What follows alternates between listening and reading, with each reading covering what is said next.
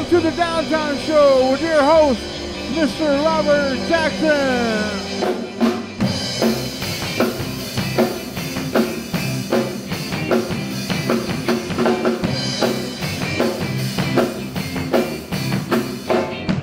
Oh my goodness, hello everyone and welcome back to Downtime. I am still your host, Robert Jackson, and this is our second show. We learned a lot from our premiere, and now it's time for us to take it over the top. And trust me, there's not going to be any sophomore slump here.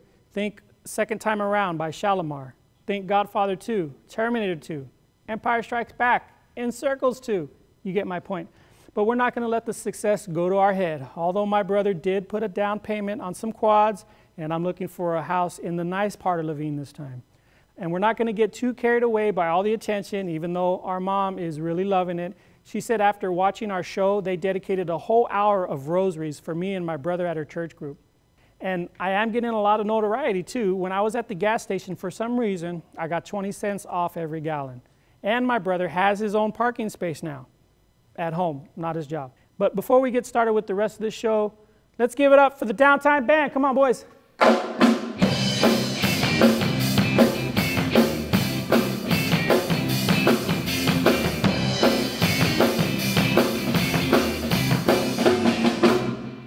And of course, it wouldn't be Downtime if it wasn't for my co-hosts. So how about it, everyone, for Claude Jackson.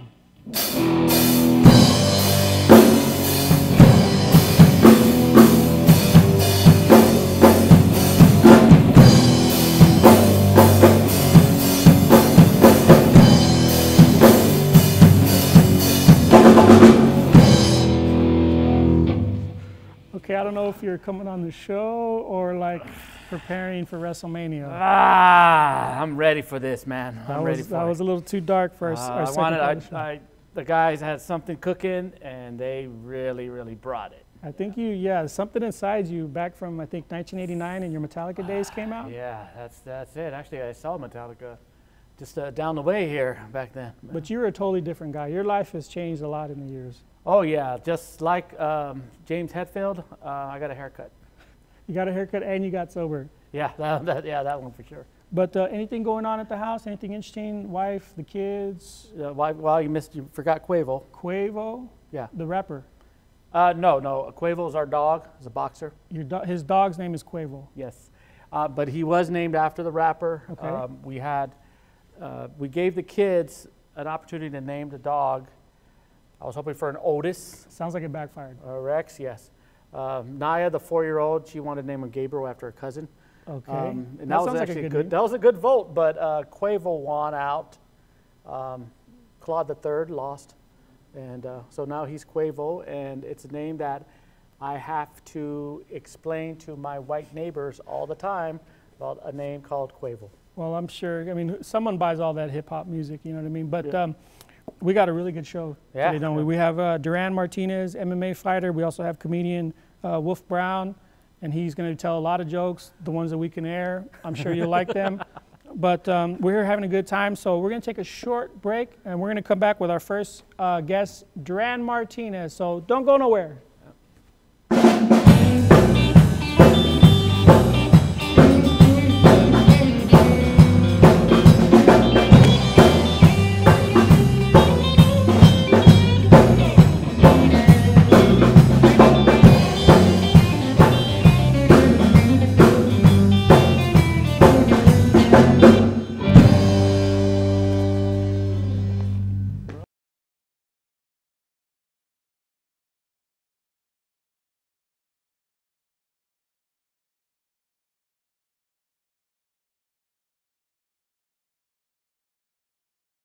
Welcome back. We're going to introduce our first guest. This is a young man.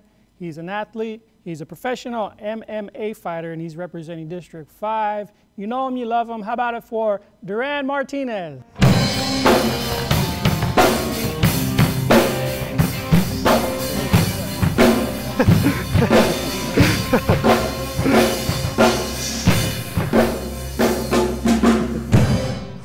Okay, Duran, MMA fighter. What is that? Is it just some crazy guy in a bar? What is an MMA fighter? No, it's actually mixed martial arts, so it's just all kinds of different forms of martial arts, from wrestling to boxing to taekwondo, jiu-jitsu, judo. It's all just wrapped up in one. So hence the name mixed martial arts. So they put all the fighting styles into a blender. They said we're going to call it MMA. So how did you get into fighting? Were you the kid like in school trying to fight the whole second grade? What makes someone want to become a professional MMA fighter? Well, for me personally, I grew up watching like the UFC the early days, and when I was able to get a chance to wrestle in school, I kind of gravitated more towards that, and that's basically it. Like it just kind of took off from there, and kept that wrestling background, and just wanted to transform it into like boxing and other jiu-jitsu and stuff. So it took a while to kind of find my style, but I guess just for me, it just kind of grew up watching it, and I had uncles who would show me different videos when I was younger for the UFC and stuff. So okay, so of all the styles, Duran, you have them in your bag. Which one is your go-to? If you, like, say, okay, I got a gun. Yeah. I'm not telling you if it's loaded or not. I'm like this. What's going to happen next? How long is it going to take me down?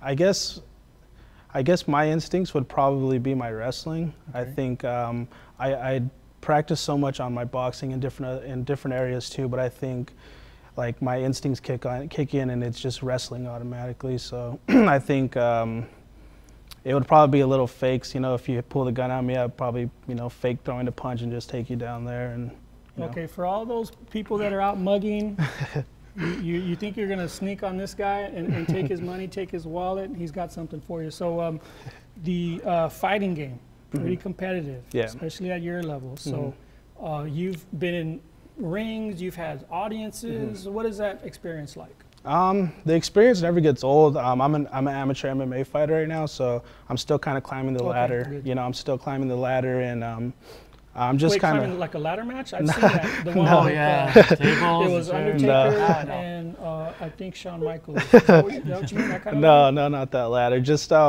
basically just finding my style in this whole MMA community.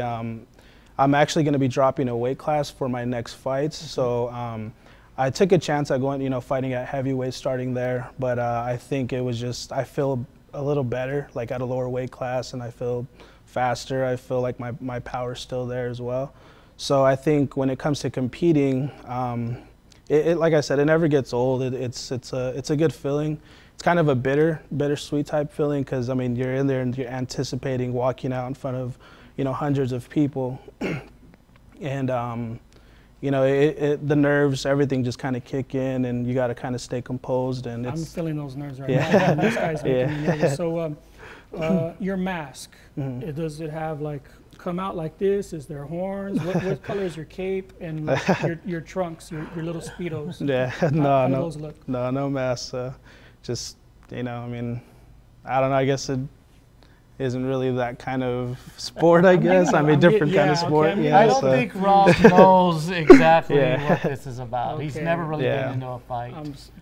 I might have misjudged his fighting. Okay, but that's a pretty cool shirt. Spartan Nation. What is Spartan Nation? Are you affiliated with them? So Spartan Nation is the gym that I started with. It's going on 3 years now. So it's a local MMA / fitness gym in East Mesa.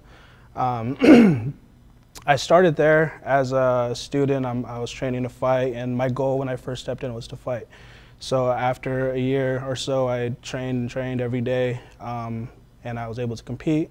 And then now, starting these past couple months, they made me into a coach. Is that right? So now I'm coaching the kids wrestling class, and I'm also helping out with the kickboxing class. Coach Martinez, that's right, folks. He was a student. So, Deran, we might need a little coaching for some fighting, because we haven't been in a tussle in a while. You think you can help us out? Yeah, I can help you. All right. Okay, we're gonna go to break really quickly, and then we're gonna come back with a nice little fighting presentation with Coach Martinez. It's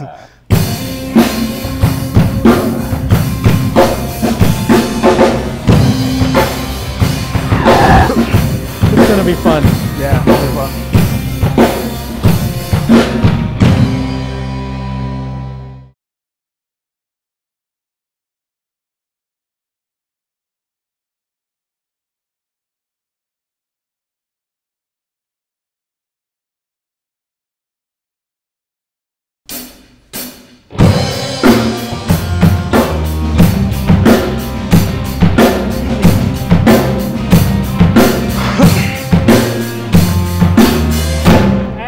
back from Downtime. Here we go with Deran Martinez, MMA fighter and coach. And look what I got, Mr. Righty and Lefty. So Deran, you do this every day. You're in the gym. You're teaching people. So let's get started. Here we go. Come on. So the basic thing would be your stance. So if you're left. Wait. Time out. I think I need to get ready. I got the gloves, but I'm not totally prepared, right? So, okay. Good. All right. Okay. Can't be too safe. I got another show to do. Okay. I think I'm almost ready. Okay, there it is. Now we can get down to business. Nope. Because if a man doesn't have a headband, I mean, you know, he's not ready to fight. Whoa. Okay. You look like a Red Dawn. All right, here we go. Alrighty, so you're gonna put your left leg out, then put your right leg kind of back a little, and then your basic punch will be your jab, so it'll be your lead hand. So you're just gonna throw it out and just kind of, there you go, kind of twist it once you come out, and then it'll be your cross. So it'll be the same thing, and you're gonna, just gonna pop it from your chin, and then there you go. So in like a fight, a competing kind of scenario, so you'll be kind of moving, you'll be faking, and then finally you're gonna throw your jab. All right, well, it's good to have you. We're going to take a short break, but why don't you tell us how we can get in touch with you? Okay, so like either Facebook or Instagram? Yeah, so my Facebook, you can look me up under Deran Martinez, and then Instagram would be Chukut_MMA. All right, all right. We're going to take a short break, and then we'll be right back. All right.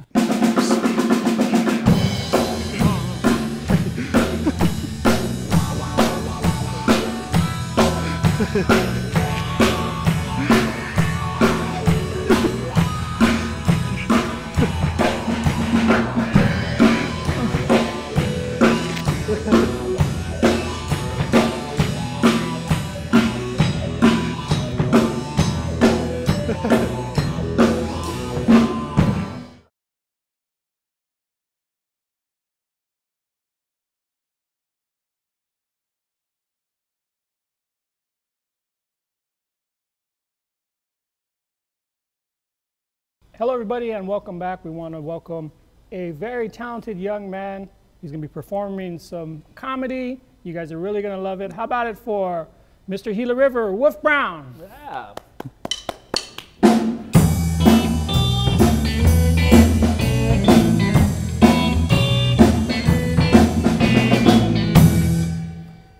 Thank you guys, glad to be here today.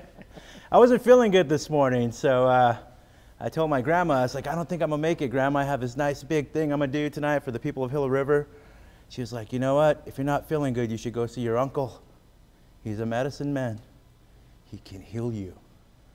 So I said, all right, you're right, Grandma. So I went to the Walgreens where he works. When I was at the Walgreens, they were asking me, they said, Mr. Brown, can you donate a quart of blood? I said, I can't do that for you guys, man. They said, why not? I said, because I'm too scared that some non-native's going to get this quarter and enroll in my tribe. I mean, I can't have these guys all up in my benefits. I mean, right now I get free housing, free health care, quarterly payouts, scholarships.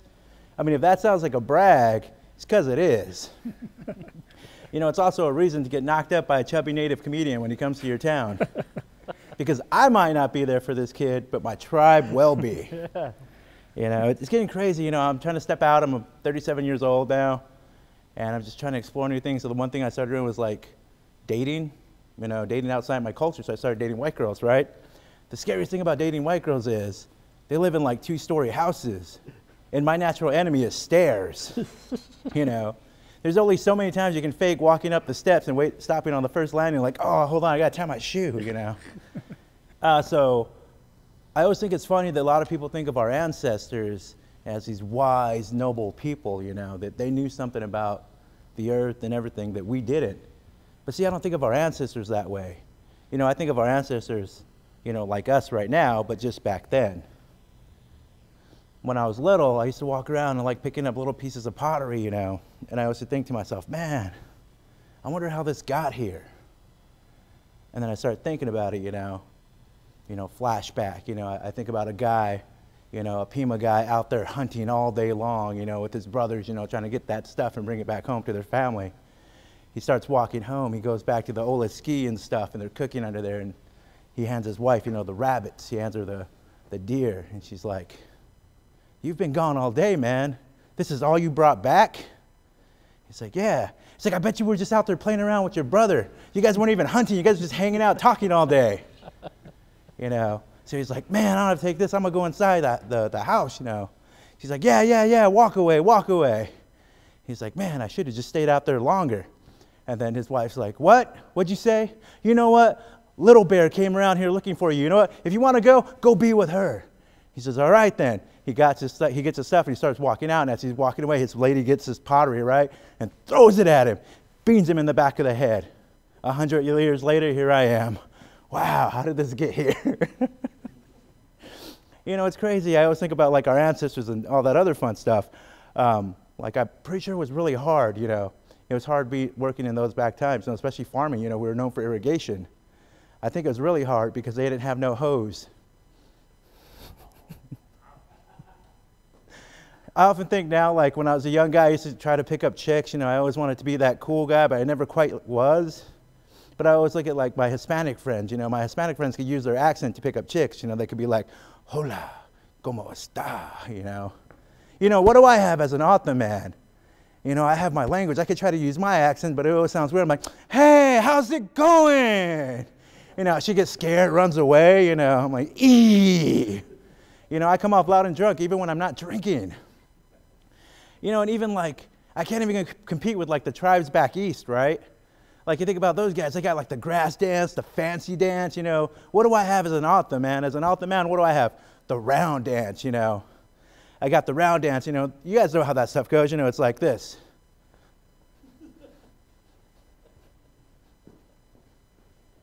"Hey baby, how's it going?"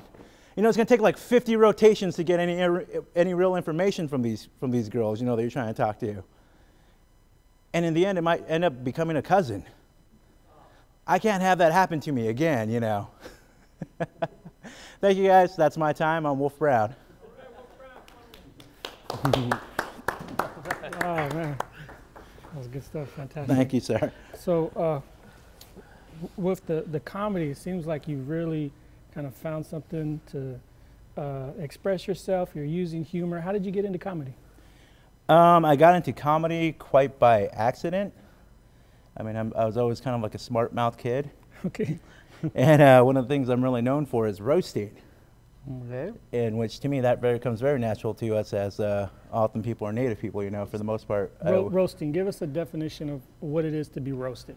Okay, so I could say that you look like one of the scientists from a Godzilla commercial, from a Godzilla movie. Okay. Okay, keep it coming. I'm a little warm. I'm not quite roasted yet. You know, or did they find you in the accounting office at the BIA and bring you right out? Okay, now I'm feeling the grill marks now. Do you? Too easy. No, but like I said, I mean, roasting is just one of those things. Like we all, it's just something we learn like from our elders. I hung out with my grandmother a lot. And it doesn't come from like a mean spirit. You're just having fun. Absolutely. It's always in good, good, yeah, like you always make fun of the people that you like or you love the most. You know, it's like if I don't know you, I'm not going to make fun of you. You know, So if I don't that was a good thing then. You ranking on me. Absolutely. It means I'm comfortable with you. You know. So the comedy circuit, you're playing in clubs. Kind of, what is it like being a stand-up comedian? For me, it was really tough. The toughest part about it was trying to find something that works. Like I can do native comedy. I've done like there is a native comedy circuit that you can get into that you can do. Like I've done like the 49 Laughs shows with Tatanka, James and Ernie, all those guys. I've done other shows with Teresa and Drew LaCapa from Apache Land and Teresa from Dono Autumn. Mm-hmm. But the hardest part for me was doing comedy clubs in the city. Okay. Because it's really hard to find something that you can relate to people who aren't native, that don't know, you know, I can tell 50 chummet jokes or 50 fry bread jokes, you know, and half of them don't know what fry bread or chummet is, you know. Okay, so how did you overcome like some of those cultural differences? So basically, the way I started out was very small. It was finding out what people know about us as Native Americans, because I can't go as specific as what I actually am, like Pima Papago, that joke would never work in the city. but I'd have to go off of generalities or in basic racism, I guess I kind of say. You know, like I used to ask my my non-native friends, what do you know about Native Americans? And they'd be like, oh, just the stuff that everybody else knows, you know, bows, arrows, reservations, wagons, wagon burners, you know, all that fun stuff. So I just kind of used that to kind of as a catalyst to kind of build a list of word association jokes. I started off doing like basic puns, like the medicine man joke. It was, I went to go see my uncle, he's a medicine man, he works at Walgreens. Okay, that was a good one. And then it basically eventually evolved into a small little story that I can use. So it sounds like you're really thinking pretty hard when it comes to the material. When does a joke come? When you're driving, when you're asleep, when you're in the shower? How does this inspiration find you? For me, it's all day long, and it's just I've always been kind of taught to laugh at everything. You know, anything that bad happens, anything good happens, there's always a funny side to anything that happens. So for me, my brain's always going like the medicine man joke. So the basis of this medicine man joke is I was hanging out at my auntie's house. And one day there was a knock at the door, and my nephews and nieces came running in, and they're like, Uncle, the medicine man's here. And my first thought is, who's dying? You know, why is this guy here? So then I go to open the door, and it's the driver from the hospital dropping off my aunt's medication. That's a new age medicine man. So you're playing, you're doing shows, you got some wonderful jokes. I've seen some stuff you're doing. So let the audience know where they can find you, your comedy, because it seems like you do have a presence online. Yeah, I have a Facebook page, which is Hilarious Wolf Brown. Hilarious with a G, because Gila River, yeah. Ooh. That's a good one. So it's Hilarious Wolf Brown. You can find me there, and on that page you guys can see all of my the dates. I put up some clips. I don't do too much because I don't want people stealing my stuff. Right. But I do some little small stuff, and I do some basic memes. A lot of my jokes are about life, basically. I grew up just like anybody else here. You know, I grew up in a relatively poor time where there's a lot of alcoholism, a lot of DV, a lot of all the other stuff. So you just kind of find ways to kind of cope with it and make fun of it and grow with it. That's the only way to do it. Well, we'd like to thank Mr. Gila River himself, Wolf Brown, for joining us. You guys, it might be a good idea to bring him back one of these days. What do you think? Yeah. Okay. So thanks again to all of our guests, and we're going to see you next time. We're going to close it out with the Downtime Band. Thank you, guys. See you next time.